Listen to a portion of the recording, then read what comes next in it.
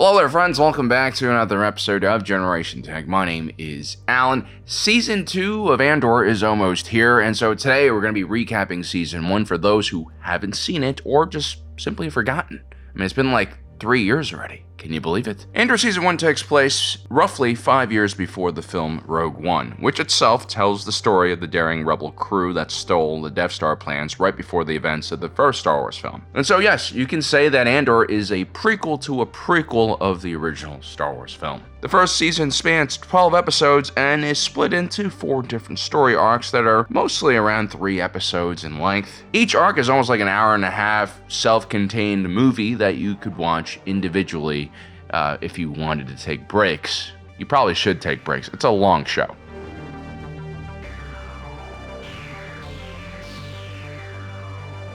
So in the first story arc, there's a main storyline that introduces Cassian, Andor, the protagonist in the show. But there's also a B storyline that's sort of like a flashback that takes place when Cassian is a child on the planet of Kenari. The B story is revisited several times throughout the first arc, and it shows us what Cassian's life was like before he made it to Ferrix. In the flashback sequences, we see a 9-year-old Cassian, or Casa as he's called, and he lives with his younger sister Carrie in a tribe that's completely made up of children. See, there used to be mining corporations on Kenari, but then there was this environmental disaster that forced these corporations to leave, and I guess these kids are the offspring of the miners that were left behind. The tribe of children witness a starship crash near their settlement. They go off and search the wreckage. Andor goes with them. This seems to be his first mission with the quote-unquote warriors and scouts of his tribe. The leader of their tribe is killed by one of the surviving crew members of the crash, who then is quickly put down by multiple poisonous darts from the children. While the rest of the tribe mourn their fallen leader, Casa wanders inside of the ship. In frustration, he starts damaging all of the equipment inside, at which point 2 scavengers, Marva Andor and her husband Clem, along with their salvage droid, enter. I like your spirit, son. You just might not want to be here when they come to clean up.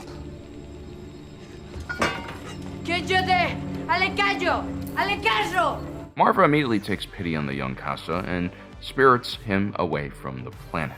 Marva and Clem would adopt Andor as their own son, but unfortunately they didn't really know how to communicate with him at the time, and so they left his sister Carrie behind. Which brings us to the start of the show. It's dark, it's raining. Cassian is visiting the red light district of the Corpo planet Morlana 1. He is searching for clues about his sister after receiving a tip at one of the local brothels. While questioning a hostess at the bar about the whereabouts of his sister, he's so focused that he doesn't realize he's preventing 2 other patrons of the bar from receiving attention. These 2 patrons also happen to be guards that work with the Preox Morlana Enforcement Division. As Andor leaves the red light district, these 2 guards actually pursue him. They correctly guessed that he wasn't technically allowed to be on this planet, and now they were trying to rough him up and potentially take a bribe from him. But a scuffle ensues and Andor accidentally kills one of the guards, Verlo Skiff, which means that he has no choice but to kill the other guard as well. This creates the problem that basically kicks off the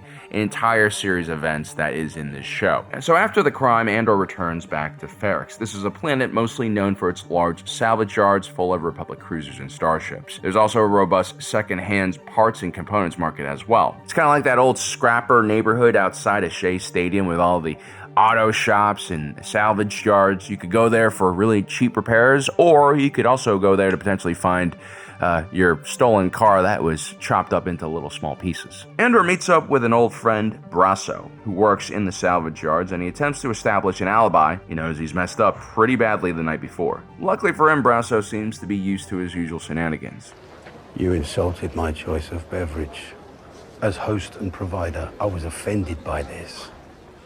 You failed to gauge the depth of my irritation. Next, Cassian goes to Kaline's salvage yard, where he meets up with his good friend Bix. She also happens to be his connect for stolen military tech. You see, Cassian had stolen a Starpath unit, a military encryption device from an Imperial military base, and now he needed a buyer. Cassian had been sitting on this prized device for quite some time. It fetches a lot of money on the black market, and right now he's in the middle of an emergency, right? People are looking for him because of this murder, and so he cashes in on this prize. The only problem is it takes time for Bix's contact to get back to Cassian, and so he must now wait. Now, Bix was in a relationship with a guy called Tim. Tim is a pretty normal guy, but let's be honest, he's completely out of his league, and so he's a little bit insecure about his relationship. I mean, no one grows up wanting to be Tim, right?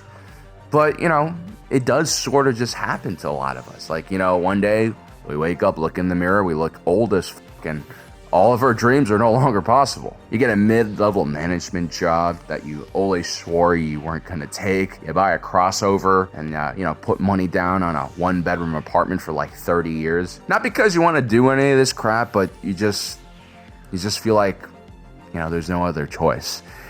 And all things considered, like, there's worse things than being a Tim, right? There are. Now, Tim doesn't like the fact that Bix is talking to Cassian again. It is very possible that Cassian and Bix had a thing together. You guys probably know couples like this in your own towns growing up. Like, these two people are meant to be together, but usually it's the guy is just the degenerate. He's partying too much. He's doing way too much crazy shit. So he never really gets with the girl that he's supposed to be with, because he is a degenerate. And I guess that's what Tim sees. Tim sees this unspoken chemistry between Bix and Cassian, even though right now they clearly are just all about business and have no emotional connection. But Tim doesn't really understand this, and so when Pre-More Authority sends out alerts for someone fitting Cassian's description, Tim sees an opportunity to get rid of some competition and to also keep Bix safe. Because in his head, Cassian is technically a murderer, right? Or at least a suspect for a murder. Now, at the same time, we are introduced to an inspector in the Preox Morlana Enforcement Wing. His name is Cyril Karn, and he really seems to enjoy his job and take pride in his work. You've been very busy. 2 men are dead, sir. Employees. That's not worth staying up for, then I'm not worthy of the uniform. Have you modified your uniform?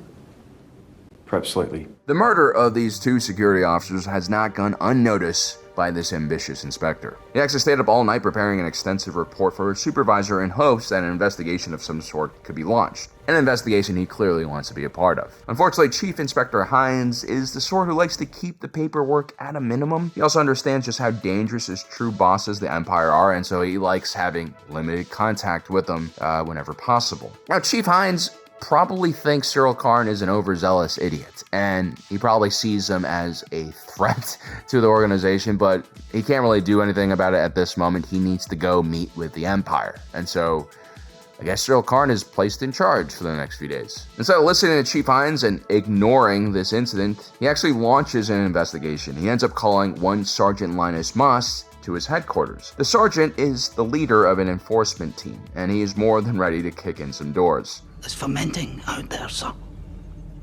Pockets of fermenting. Corporate tactical forces are the Empire's first line of defense, and the best way to keep the blade sharp is to use it.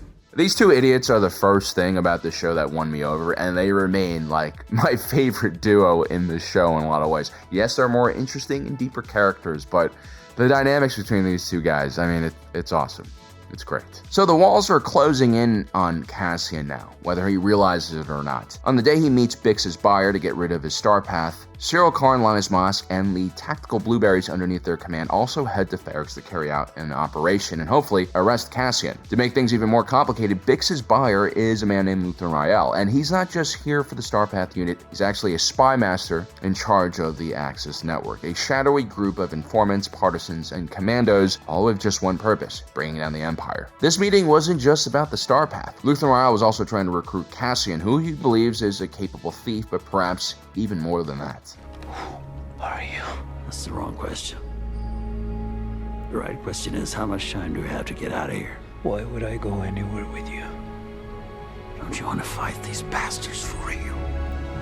As they're meeting, the Preox Morlana force of tactical blueberries burst in and a firefight ensues. The incident ends with several security officers killed, and Luthen Rael and Cassian Andor are nowhere to be found. This is all incredibly embarrassing for the security guards. Also, poor Tim accidentally gets killed during the security sweep by a tactical blueberry with a long gun and a short trigger pull.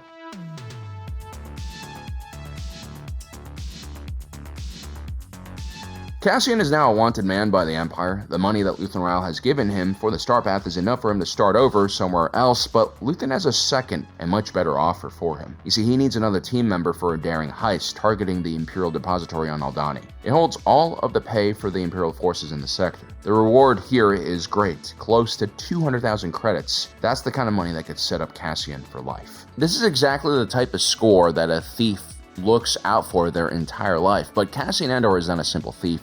He's not just out there for the money.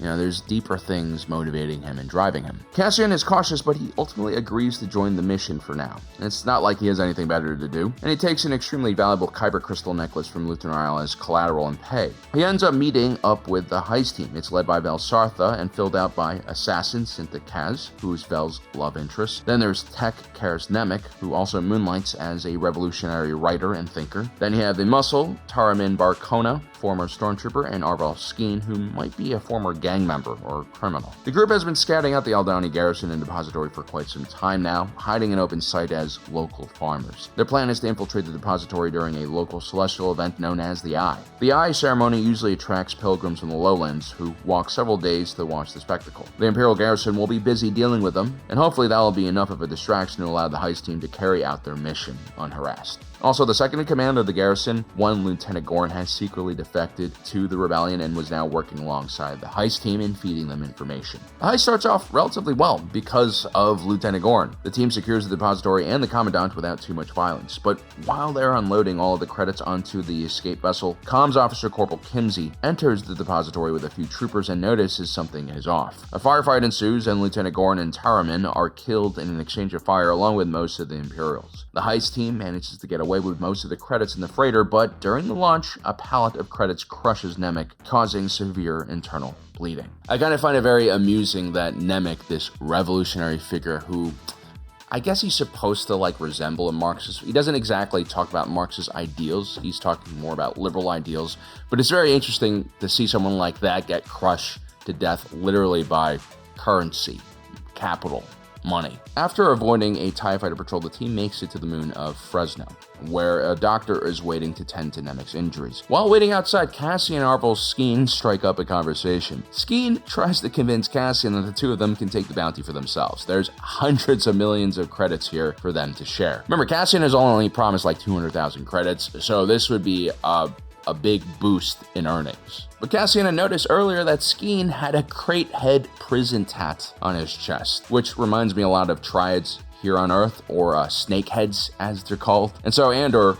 being the smart individual that he is, immediately pulls out his blaster and shoots him. Cassian quickly informs a confused and enraged Vel Sartha about what's happening, but once she calms down and realizes what Andor has done, she gives him his share of his money, along with Nemik's manifesto. Apparently, the poor kid wants Andor to have it. Perhaps he sensed Cassian's lived experience and personal qualities needed a bit more focus and ideological foundation. The heist is an utter disaster for Emperor Palpatine. It's exactly what Luthen Rael wanted, right? Luthen Rael believed that the Empire was slowly strangling the populace and making them forget what it was like to live free. And so now, Palpatine is forced to react because this is embarrassing.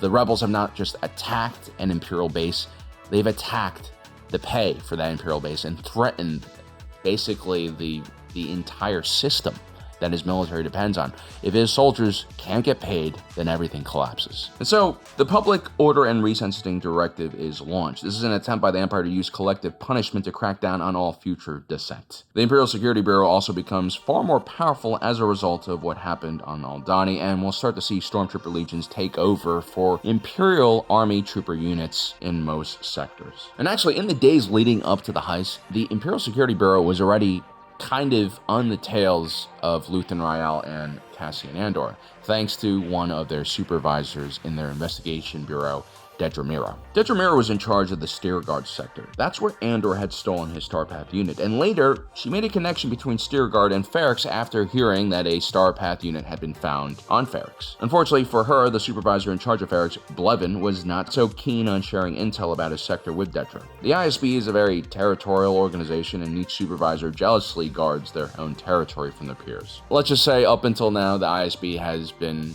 dealing with child's play, right? Petty crime, corpo corruption, pirates, they've never really faced a hardened rebellion that spans the entire galaxy that is trying to bring down the entire system. Cyril Karn, Chief Hines, and Linus Moss also get chewed out for their role, or lack of role, in the Ferrex mess-up. The ISB will now take control over the Preox Morlana sector. All three individuals will lose their job. For Cyril, this means returning back home to his mom on Coruscant. She might be a Sith Lord. He ends up getting a job in the Bureau of Standards. He's pretty depressed about the situation, but he's not completely defeated just yet. His obsession for Andor still lives on. So after the heist, Cassian Andor wants to return home to Ferrex. He wants to do two things. First, he wants to repay all the debts that he owns to people in the community. And two, he wants to take Marva and B2 Emo and get them out of there so they could start a new life away from the Empire. But when he returns, first, he finds Ferrex occupied. We witness another flashback. This time we see Andor as a young boy at the end of the Clone Wars when the planet was occupied, that time by the Republic clone army. During one of their parades through Rick's Road, Andor's father attempts to stop some of the more hot-headed individuals in the community from rioting. He actually gets mistaken as a rioter and is executed the next day. Andor attempts to get revenge for his father and attacks a clone patrol. This is what leads to Andor getting imprisoned and then being conscripted into the Imperial Army during the Battle of Mimban. To make matters worse, when Andor finally talks to Marva about leaving, he finds her excited about the heist on Aldhani that he helped create, and that has convinced her to stay. She actually wants to join the rebellion.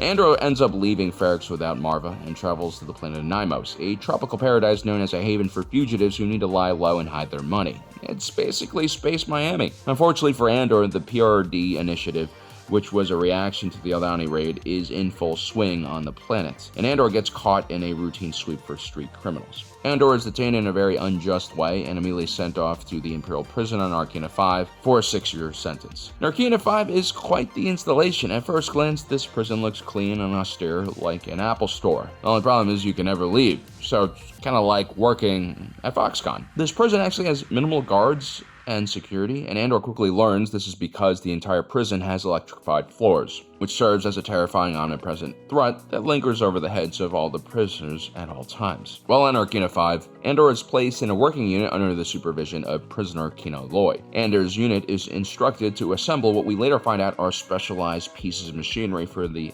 outside of the Death Star. Very poetic, considering Andor's life work will go towards destroying the Death Star, and he will also in fact lose his life to the Death Star too. Now, the prisoners on Narkina 5 are mostly kept in line by the fact that they do have a finite amount of time they need to serve, but what the PRD initiative actually does is secretly make sure that none of these prisoners ever get to leave. I think the Empire was just getting desperate at the time. They're probably running out of money for their military-industrial complex, and so they were resorting to essentially slave labor. Now, when this is revealed, the prisoners naturally all want to escape, and an uprising occurs. Andor and fellow prisoner Melshi escapes together off the planet and ends up on Nymos once again. It's here Andor finds out that his mother has passed. He will return home to mourn her.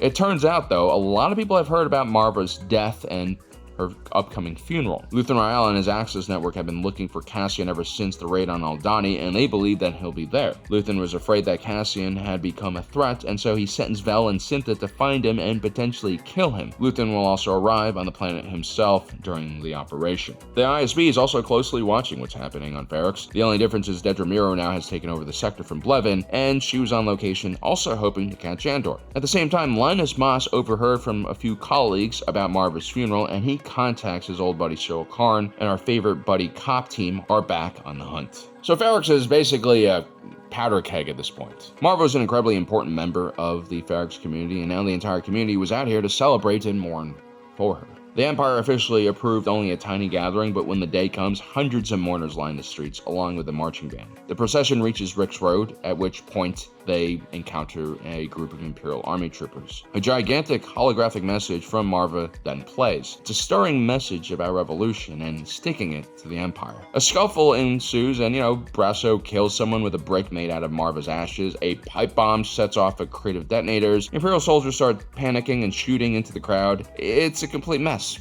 like most revolutions are. Cassian manages to find his friends in the aftermath of the riot. He sends them off and promises to find them at a later date. He then makes his way over to Luthen Rael's ship and waits for the spy master to board. Andor finally pledges himself to the cause 100%.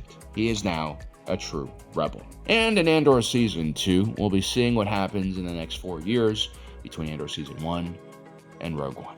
Well, guys, I hope you enjoyed this recap. I really do hope if you haven't seen the first season of Andor, check it out. It's one of my favorite Star Wars entries ever.